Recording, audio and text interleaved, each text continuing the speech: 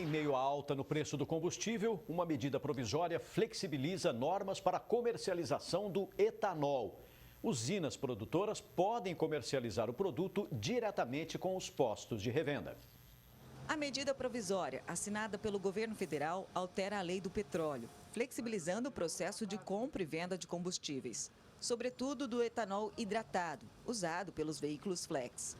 A MP também ajusta a comercialização de combustíveis de terceiros, pelos chamados postos bandeirados, que vendem etanol ou gasolina de marca específica e usam a bandeira dela comercialmente. Então hoje você tem os postos podendo comprar direto das usinas e as usinas também montarem equipes de vendas para chegar com o produto nos postos. Aqueles locais que estão muito pertinho das usinas tendem a se beneficiar porque o etanol não vai mais precisar ir até uma distribuidora e voltar para aquela cidade. Então eu creio que é positivo.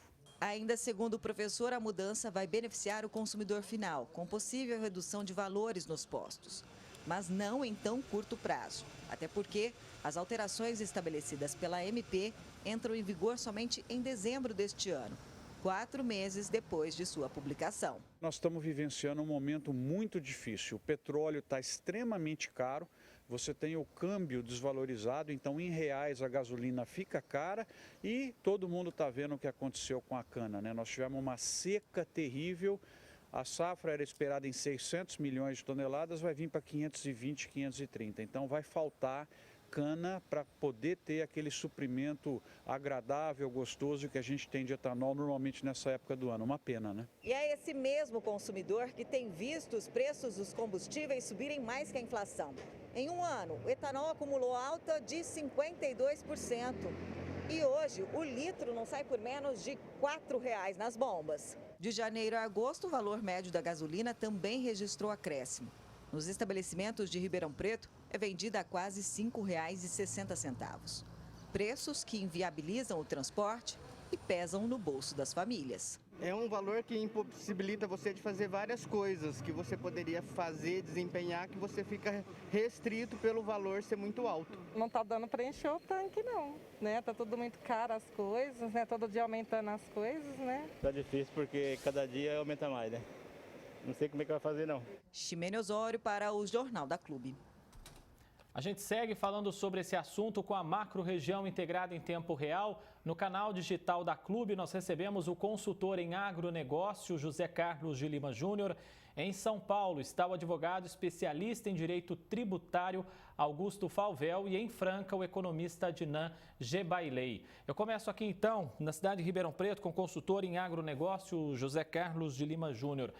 José Carlos, a venda direta do etanol, então, aos postos de combustíveis pode representar algo positivo para a nossa região? Muito boa tarde ao senhor.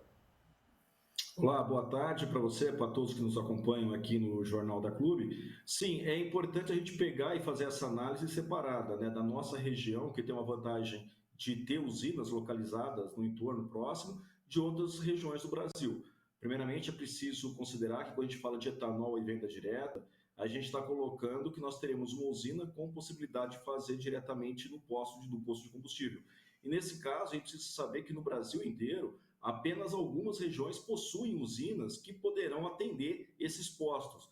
Portanto, trata-se de uma medida que vai em linha direta com regiões produtoras e não com o Brasil como um todo. Então, sim, região de Ribeirão Preto tende a se beneficiar por ter usinas aqui instaladas. E numa distância média de até 30 quilômetros, praticamente a usina já possui uma infraestrutura de escoamento desse combustível, o que, de certa forma, não vai representar nenhum custo para o posto que está comprando esse etanol hidratado agora, daqui para frente. Eu vou até a capital paulista, nos atendendo também gentilmente nesse sábado, assim como os outros dois convidados, está o advogado especialista em direito tributário, o Augusto Falvel. Augusto, queria saber a sua opinião com relação a essa MP, então, que prevê essa venda direta do etanol, saindo ali das usinas e indo direto para os postos e não mais com a intermediação da distribuidora. Boa tarde, bem-vindo aqui. Boa tarde, obrigado pelo convite. Em relação ao consumidor, o que nós vemos aí é uma possibilidade de venda direta para os postos, o que com certeza vai aumentar a competitividade e eu acredito que o consumidor possa ter um preço melhor final direto na bomba. Mas é importante a gente dar um enfoque tributário também, chamar atenção. Passamos por um momento de reforma tributária e atualmente o que nós vemos é uma elevadíssima carga tributária que o consumidor acaba pagando pelo combustível no nosso país.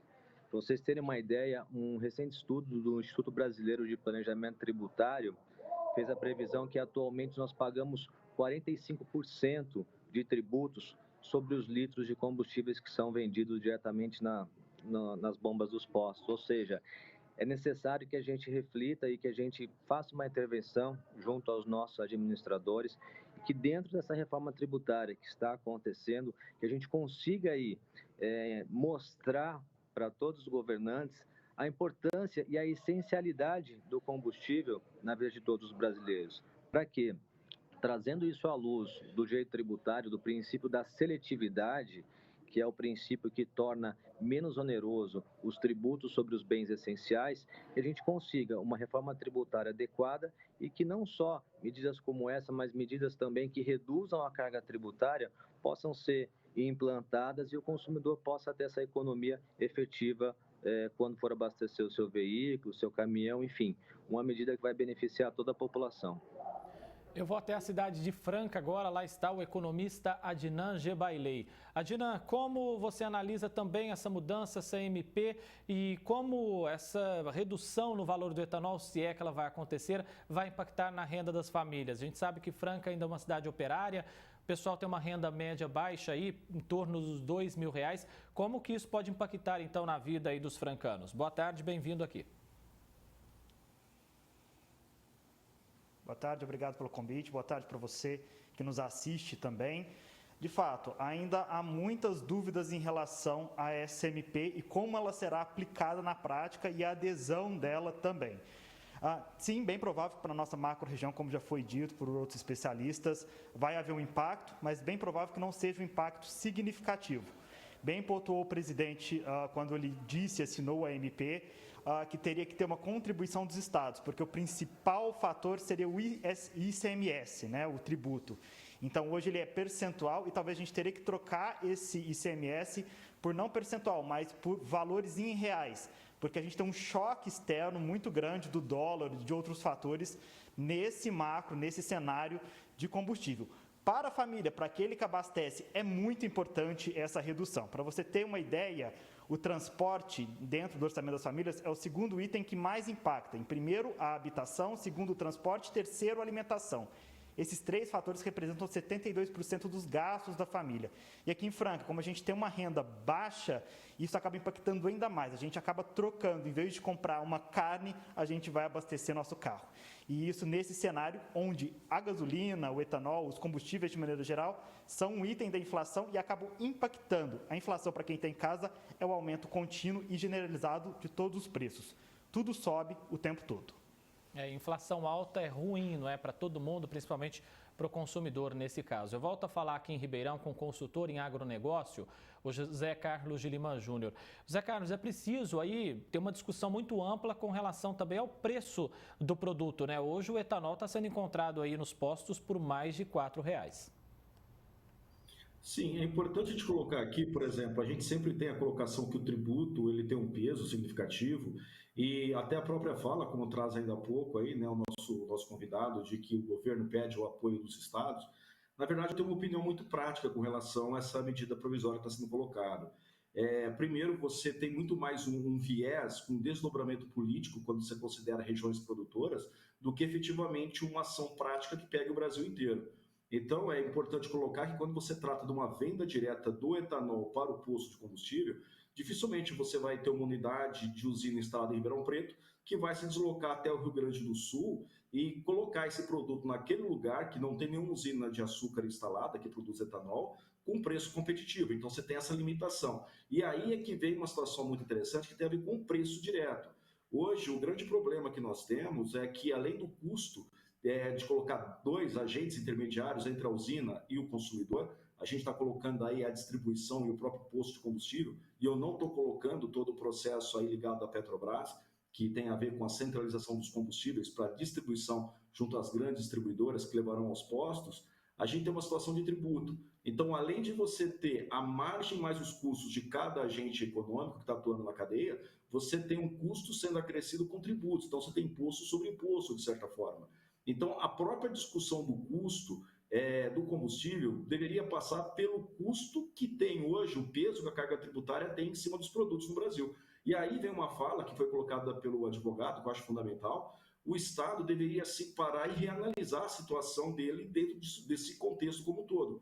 Só que, infelizmente, falar para o Estado abrir mão do próprio salário, há de recordar que o imposto, o tributo, é quem remunera o agente público, no caso o Estado, seja o agente público, seja no ente federal, no estadual ou até no municipal, a gente precisaria ter, de um lado, uma reforma administrativa desses agentes para diminuir o próprio custo de operação, para que somente então eles pudessem abrir mão de uma carga tributária que condizesse com a condição de pagamento. Hoje, considerando redução tributária de um lado e o próprio custo de operação dos estados, e aí eu coloco o Estado numa situação não só do ente estadual, mas também do município e da própria federação, dificilmente você teria uma redução de carga tributária, porque pedir para o Estado abrir mão de imposto sem abrir mão do próprio custo de manutenção seria muito complicado. Eu não acredito que isso ocorra. Então, as duas situações deveriam andar em paralelo. Até porque o etanol, ele, por ser um produto derivado da cana, ele tem aí o desdobramento de sazonalidade climática.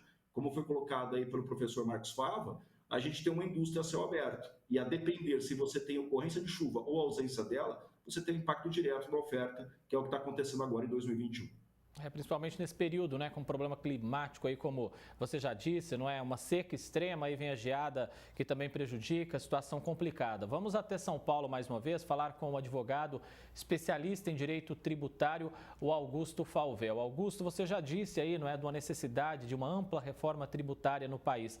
A gente percebe que o governo federal cortou um pouquinho ali dos impostos no gás de cozinha, também no diesel. É preciso avançar mais e a gente está falando também até do governo de São Paulo. Todo mundo precisa abrir mão nesse momento para dar uma controlada no preço aí dos combustíveis. Exatamente. Como eu falei para vocês agora há pouco, o recente estudo do Instituto Brasileiro de Planejamento Tributário fez uma previsão de um percentual de aproximadamente 45% da carga tributária sobre os combustíveis hoje no Brasil. Dentro dessa carga tributária, o que nós temos? Nós temos os tributos federais, o PIS, COFINS e a CID, e nós temos também o tributo estadual, como bem já falado anteriormente, o ICMS, que tem um peso também significativo sobre a venda dos combustíveis, a venda, comercialização e importação. Então, o que a gente precisa ter dessa reforma tributária? É uma medida tanto dos governos federais quanto estaduais para que a gente possa desonerar e equilibrar a carga tributária. Em relação a essa questão de recentes decisões de carga tributária em relação ao gás e outros bens de consumo, o que nós temos é uma lei de responsabilidade fiscal que muitas vezes veda a renúncia e a redução dos impostos sem que haja uma contrapartida. Então, o que é importante? Como eu disse um pouco anteriormente, se tratando de um bem essencial, os combustíveis sendo um bem essencial e tendo uma seletividade, ou seja, uma importância maior dentro da necessidade e o dia a dia dos brasileiros, o que a gente tem que fazer dentro dessa reforma é desonerar, reduzir alíquotas de bens essenciais e, em contrapartida, até em obediência à lei de responsabilidade fiscal, elevar alíquotas de outros bens não essenciais. Assim, a gente vai ter um resultado de uma economia para o consumidor dos bens essenciais e, consequentemente, uma redução especificamente da carga tributária sobre combustíveis, e havendo uma elevação sobre a carga tributária de bens não essenciais. Só assim, com esse equilíbrio, com essa obediência não só à lei tributária e à lei de responsabilidade fiscal, a gente vai conseguir fazer uma reforma adequada e trazer para o consumidor uma redução tão importante e necessária nos dias de hoje. Eu volto até a Franca, lá está o economista Adnan Gebailei. Adnan, acho que é a pergunta que todo mundo se faz nesse momento quando ouve falar dessa nova MP, dessa medida provisória que aí facilita a venda direto da usina para o posto de combustíveis, ou para os postos de combustíveis. Mas essa redução vai chegar no bolso do consumidor ou é muito difícil? Talvez esse lucro vai ficar para o posto. Qual que é a sua opinião com relação a isso? Olha, é uma situação bem difícil, tá? A gente conseguir prever nesse momento, porque a gente está saindo, digamos, dessa assinatura, a gente tem uma parte também burocrática de implementação, mas, do meu ponto de vista, essa medida provisória tem um caráter meramente político nesse momento. Ela deve ter pouco efeito prático no bolso do cidadão, aquele que vai lá abastecer. Então, assim, não acho que seja uma medida que vai efetivamente reduzir os preços. Até mesmo porque a gente tem o etanol, a gente tem toda a questão climática, a baixa produção nesse ano, mas a gente tem, quando a gente fala de combustível de maneira geral, a gente está falando também de uma gasolina com patamar alto, por conta do preço do petróleo e também por conta do dólar. Então, a gente ainda está com patamares muito altos, né, uma desconjuntura no mercado internacional, e quando você tem gasolina e etanol para aqueles carros flex, eu vou basicamente consumir o etanol, em detrimento da gasolina, muitas das vezes, né, respeitando aqueles cálculos para saber a eficiência energética. Mas eu estou consumindo mais etanol, se eu estou consumindo mais etanol com uma safra menor, o preço ainda continua alto. Então, basicamente, em relação ao MP, é uma medida, do meu ponto de vista, política, tá, para esse momento, aproximando do ano de 2022, e que só vai ser compensada se houver um arranjo junto com os governos para a redução do ICMS ou para trocar a forma de cobrar essa alíquota. Fato que eu acho bastante improvável nesse cenário político que a gente vive. Adina, temos pouco tempo, perto aí de 40 segundos, então rapidinho, dá para avançar na discussão também agora do preço de outros combustíveis, já que pegando esse gancho da MP, dá para começar a discutir também redução dos outros combustíveis? No caso da gasolina, a gente está falando de uma política da Petrobras, de mercado, que mudou desde quando Pedro Parente assumiu. Então, assim, é uma política de mercado externo, é uma política correta. Tá? O problema é que a gente penaliza a população quando a gente faz isso. Antigamente tinha medidas onde a gente podia reduzir, conter artificialmente esses preços. Não acho que esse seja o caminho. A gente tem medidas políticas para conter o dólar e tentar fazer com que a gente tenha um preço de petróleo ali no bolso aqui de quem consome, de quem produz, menor. Tá? No caso do diesel, é essencial políticas, porque o diesel é o nosso principal modal de transporte no Brasil, é o rodoviário, e o diesel acaba sendo o principal item. Se o diesel aumenta, o que acontece é que os preços dos produtos nas prateleiras aumentam e a gente aumenta a inflação. Integraram a macro-região na edição deste sábado do Jornal da Clube. Em Ribeirão Preto, o consultor em agronegócio José Carlos de Lima Júnior. Em São Paulo, o advogado especialista em direito tributário Augusto Falvel. E em Franca, o economista Adnan Gebailei. Muito obrigado a todos vocês pela presença aqui.